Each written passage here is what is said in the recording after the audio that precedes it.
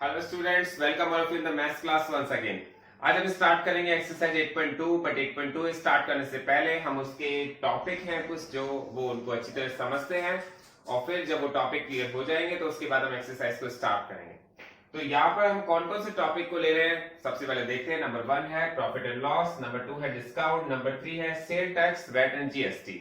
तो ये टॉपिक हम इंक्लूड करने वाले हैं आज। तो सबसे पहले देखते हैं, इसमें फर्स्ट टॉपिक है प्रॉफिट एंड लॉस का। बेटा प्रॉफिट एंड लॉस होता क्या है, बहुत ही क्लियर समझते हैं एक एग्जांपल के थ्रू। एक स्टूडेंट ने एक पेन परचेज किया है, वो पेन 100 रुपीज का है।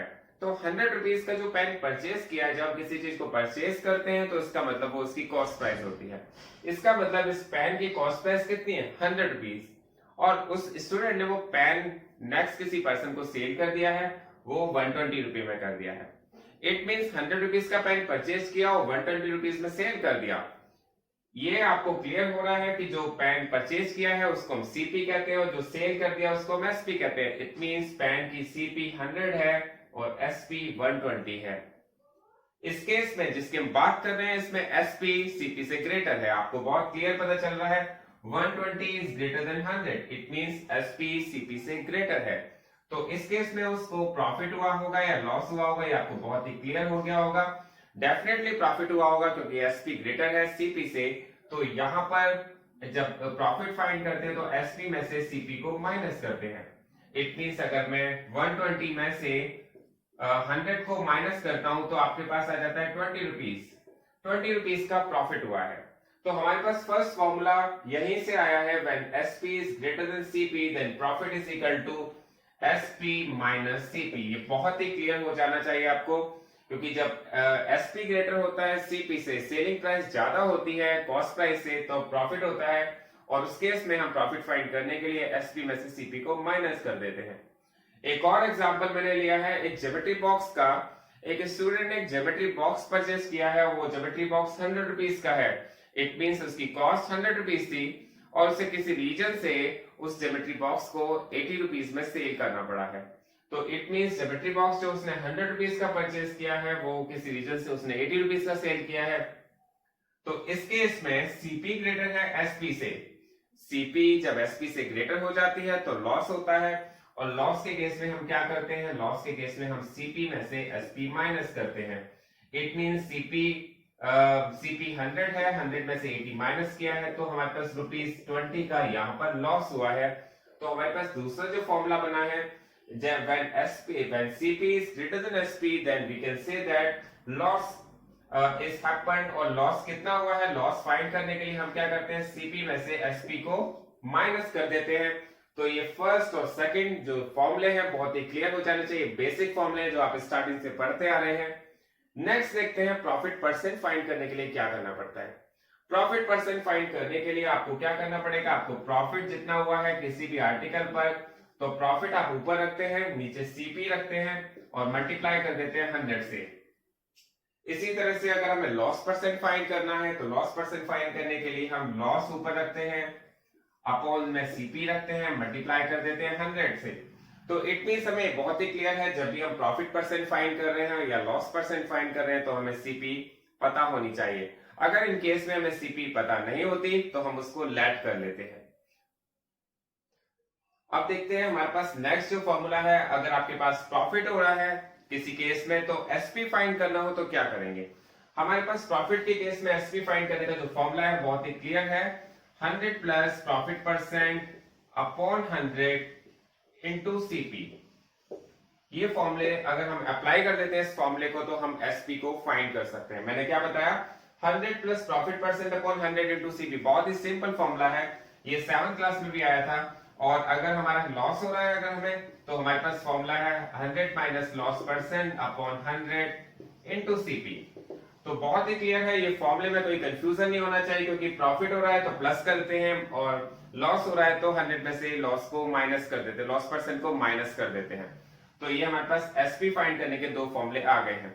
अगर हमारे पास सीपी का फॉर्मूला, सीपी अगर हमें फाइंड करने के लिए दिया जाता है इन केस ऑफ प्रॉफिट, तो हमारे पास फॉर्मूला क्या होता है, सीपी फाइंड करने के लिए दिया जाता है तो हमारे पास फॉर्मूला होता है SP into 100 upon 100 plus profit percent और अगर हमारे पास सीपी फाइंड करने को दिया जाता है इन केस ऑफ लॉस, तो हमारे पास जो फॉर्मूला होता है वो होता है SP into 100 upon 100 minus loss percent. अगर ये फॉर्मूले अगर हम सबको याद हो जाते हैं तो बहुत ही ये इजी रहता है आपको चैप्टर को करना, क्योंकि जब तक हमारा बेसिक बहुत अच्छी तरह से क्लियर नहीं होगा तो हम आगे की एक्सरसाइज को बहुत अच्छी तरह से नहीं कर सकते। तो ये बहुत ही क्लियर है कि आपको ये फॉर्मूले जो मैंने आपको लिखवाए हैं बहुत ही अच्छी तरह से याद होने चाहिए। एक बात का ध्यान और रखना होगा आपको, जब भी हम प्रॉफिट फाइंड करेंगे, प्रॉफिट परसेंट फाइंड करना चाहते हैं, तो आपको सीपी फाइंड होनी चाहिए। अगर सीपी नहीं है तो आप प्रॉफिट कैसे फाइंड करेंगे? अगर सीपी नहीं है तो आपको उसे लेट करना पड़ेगा। अगर आपको लॉस फाइंड करना है तो भी आपको सीपी पता होनी चाहिए। तो सीपी अगर नहीं दे रखी तो आपको लेट करना पड़ता है। यहां पर एसपी फाइंड करना हो तो एसपी के लिए भी आपको सीपी की रिक्वायरमेंट है। तो मतलब सीपी एक मेजर पार्ट है जो आपको बहुत ध्यान रखना होता है। अगर सीपी हमारे पास किसी आर्टिकल की नहीं दे रखी होती है तो हमें उसको लेट करना पड़ता है। आप जब क्वेश्चन करेंगे तो बहुत अच्छी तरह से आपको क्लियर हो जाएंगे, क्योंकि ये क्वेश्चन आपने पहले भी किए हुए हैं।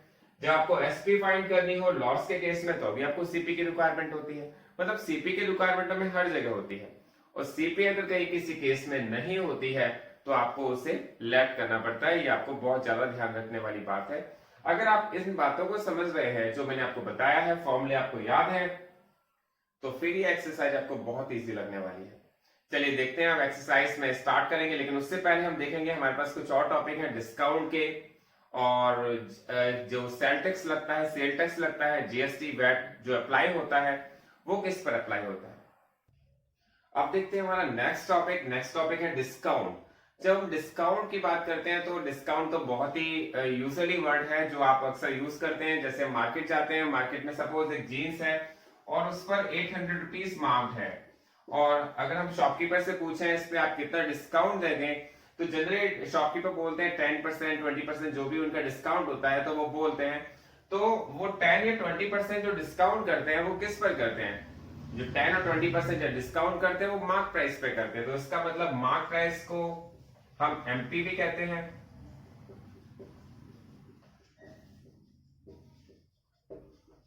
और मार्क प्राइस को एमआरपी भी कहते हैं। एमआरपी पर भी डिस्काउंट है, मैक्सिमम रिटेल प्राइस जिसको हम कहते हैं। तो यहाँ पर जो भी हमें डिस्काउंट मिलता है वो डिस्काउंट हमें किस पर मिलता है? वो डिस्काउंट हमें एमआरपी पर ही मिलता है। और डिस्काउंट फाइंड करने के लिए हमारे पास बहुत ही सिंपल फॉर्मूला है। डिस्काउंट फाइंड करने के लिए फॉर्मूला है वो है discount percent of mark price. Discount percent हमेशा मार्क प्राइस पर फाइंड होता है।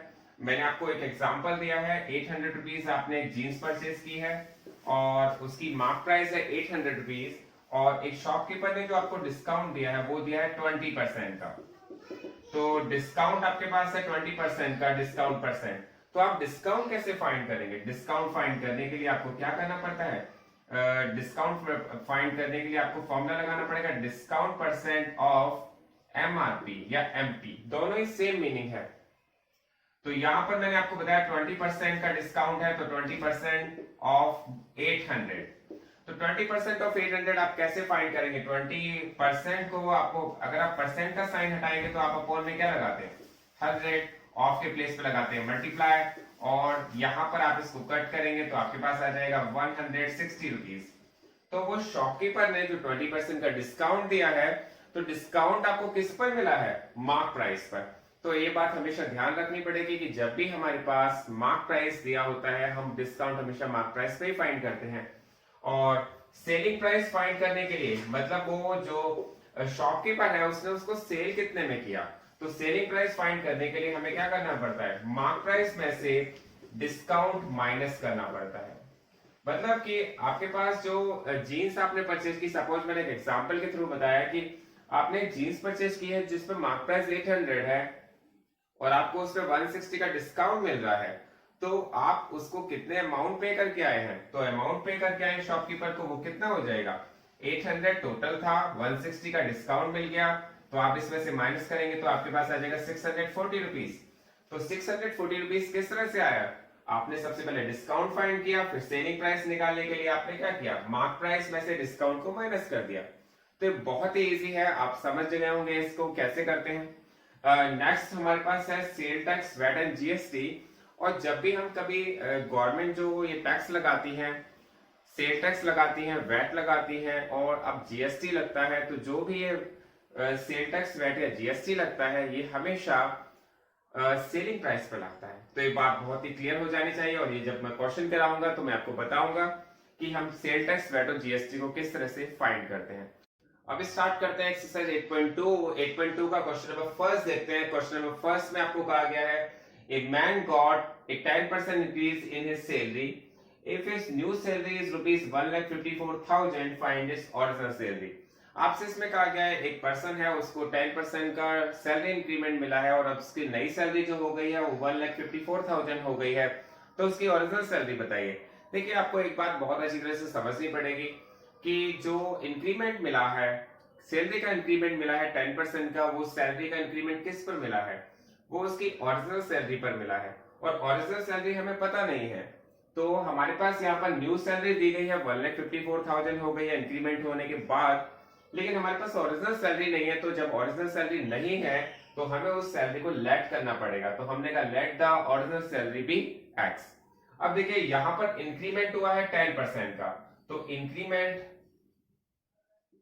इंक्रीमेंट हम कैसे निकालेंगे? इंक्रीमेंट निकालने के लिए हम देखेंगे 10% ऑफ एक्स। जो पहले उसकी ओरिजिनल सैलरी थी x, अब उस पर इंक्रीमेंट मिल गया है 10% का। इट मींस 10% ऑफ x उसको इंक्रीमेंट मिला है और परसेंट को आपको हटाना होता है तो आपको 100 अपॉन में रखना होता है। ये बात मैं बहुत क्लियरली बता चुका हूं। जब आप परसेंट को हटाते हैं तो 100 जो आता है वो अपॉन में आ जाता है।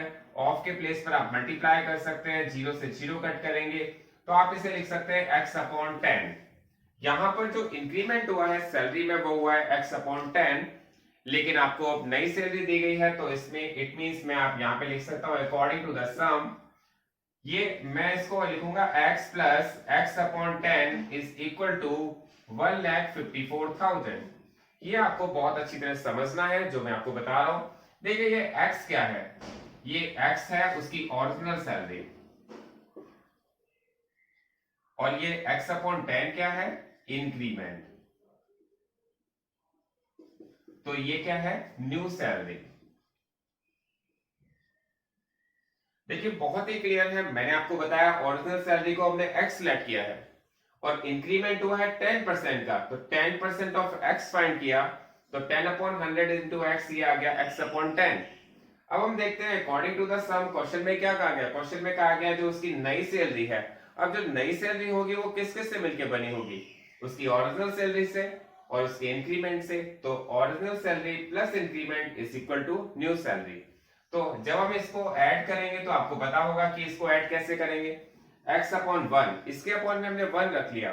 फिर देखते हैं 1 और 10 का जो एलसीएम आता है वो कितना आएगा? 10। 1 10 जा 10 तो 10x आ जाएगा और 10 1 जा 10 तो x आ जाएगा। देखिए यहाँ पर एलसीएम लेना आप सबको आ जाना चाहिए। तो एलसीएम लेना कैसे आता है मैंने आपको बताया। यहाँ पर 1 है, यहाँ 10 है। 1 और 10 का एलसीएम आता है 10। 1 10 जा 10 देन 10x, यहाँ पे 10 का मल्टीप्लाई हो जाएगा, x में 10 का मल्टीप्लाई हो गया तो हो गया 10x। यहाँ पर 10 1 जा 10 तो x 1 जा x, 10x और x ये आपके पास आ जाएगा 1,54,000। 10x और x हो जाता है 11x। 11x upon 10 is equal to 1,54,000। तो हमारे पास ये जो इक्वेशन आ गई, आप इसको बहुत ध्यान से देखिएगा। इसके बाद हम यहां देखते हैं आपके पास आया है 11x upon 10 is equal to 1,54,000। और आप अगर x की वैल्यू फाइंड करना चाहते हैं तो आपको क्या करना पड़ेगा? आपको क्या करना पड़ेगा? ये 10 को आपको साइड चेंज करके ले जाना पड़ेगा और 10 जब साइड चेंज करके जाएगा तो ये डिवाइड की वैल्यू मल्टीप्लाई में चेंज हो जाएगी और ये वैल्यू जो मल्टीप्लाई की थी वो डिवाइड में आ जाएगी। ये आपको बहुत ही क्लियर हो जाना चाहिए, क्योंकि जब भी हम कभी इस तरह से इक्वेशन को सॉल्व करते हैं तो जो वैल्यू डिवाइड में होती है वो मल्टीप्लाई में चली जाती है और जो मल्टीप्लाई की होती है वो डिवाइड में आ जाती है। तो यहाँ पर हम इसको कट करेंगे तो 11 बन जाए 11, आपके पास आ जाएगा 4 4 11 4 जब 44 0 0 0 और आप इसका मल्टीप्लाई करेंगे तो आ जाएगा 1,40,000। तो यहाँ पर हमारे पास जो फाइंड करने का मेथड है आपको बहुत अच्छी तरह से क्लियर होना चाहिए। जब भी हमारे पास कोई सैलरी ओरिजिनल नहीं दी गई है तो हमें लेट करनी पड़ी है, उसके ऊपर हमने 10% फाइंड किया उन दोनों को ऐड किया और फिर इक्वेशन को सॉल्व किया, तो हमारे पास उसकी ओरिजिनल सैलरी आ गई है। अब देखते हैं इसके बाद क्वेश्चन नंबर सेकंड। अब देखते हैं क्वेश्चन नंबर सेकंड में क्या दिया हुआ है। क्वेश्चन नंबर सेकंड में आपसे कहा गया है on Sunday 845 people went to zoo. On Monday only 169 people went. What is the percent decrease in the people visiting the zoo on Monday? इसमें आपसे कहा गया है संडे को जो जू में जाने वाले नंबर ऑफ पर्सन थे वो थे 845, लेकिन मंडे को वो बहुत ही कम हो गए, वो हो गए 169। तो कितने परसेंट का डिक्रीमेंट हुआ ये आपसे पूछा गया है। कितने परसेंट के पीपल डिक्रीज हो गए ये हमें बताना है। तो सबसे पहले देखते हैं number of people went on जू ऑन संडे। संडे को जाने वाले कितने थे? संडे को जाने वाले थे 845 और मंडे को जाने वाले नंबर ऑफ पर्सन कितने थे? तो वो थे 169। बहुत ही क्लियर दिया हुआ है कि संडे को जाने वाले थे 845 और मंडे को जाने वाले थे 169। तो यहां देखते हैं नंबर ऑफ पीपल डिक्रीज कितने हुए हैं। नंबर ऑफ पीपल डिक्रीज, तो नंबर ऑफ पीपल डिक्रीज हुए हैं 845 संडे को गए थे और 169 मंडे को गए हैं। और अगर मैं इसमें से इसको माइनस कर देता हूं तो देखता हूं 15 में से 9 गया तो बचेगा 6, 3 में से 6, 13 में से 6 गया तो बचेगा 7 और 7 में से 1 गया तो बचेगा 6। इसका मतलब संडे को जाने वाले संडे और मंडे के जो डिफरेंस आया है वो आया है 676। लेकिन आपको यहाँ पर डिक्रीज परसेंट फाइंड करना है। तो डिक्रीज परसेंट फाइंड करने के लिए आपको क्या करना पड़ेगा? तो डिक्रीज परसेंट फाइंड करने के लिए आपको देखना पड़ेगा कितने नंबर ऑफ पीपल कम गए हैं। तो 676 पीपल कम गए हैं मंडे को। टोटल पर्सन कितने थे? 845 और मल्टीप्लाई करना पड़ेगा 100 से। तो यही इसका तरीका है डिक्रीमेंट परसेंटेज फाइंड करने का। आपको सबसे पहले फाइंड करना पड़ेगा। आप इसको कट कर सकते हैं 5 से। हमने सिर्फ 5 से कट किया तो 5 × 5, 5 × 6 = 30, 5 × 5 और 5 × 9 = 45। आप इसको 5 से कट करेंगे 5 × 2 = 10, 5 0 0। अब आप इसको किससे कट कर सकते हैं? देखिए 169 13 से डेफिनेटली कट हो जाता है, तो हम 13 से कोशिश करते हैं कट करने की।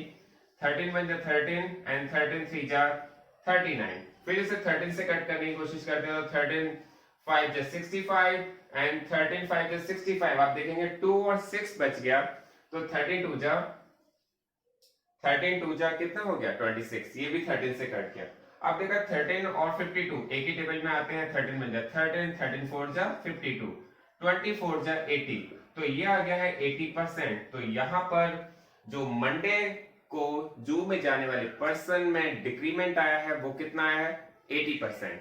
तो ये क्वेश्चन बहुत ही क्लियर हो जाना चाहिए। 845 हमने क्यों लिया है? 845 हमने इसलिए लिया है क्योंकि संडे को जाने वाले जो पर्सन थे वो 845 थे और जो उनमें डिक्रीमेंट हुआ है वो 676। तो हमारा जो डिक्रीज हुए हैं वो हम ऊपर रखेंगे, जो टोटल है वो नीचे रखेंगे, मल्टीप्लाई 100 से करेंगे तो हमारे पास इसका आंसर आ गया 80%।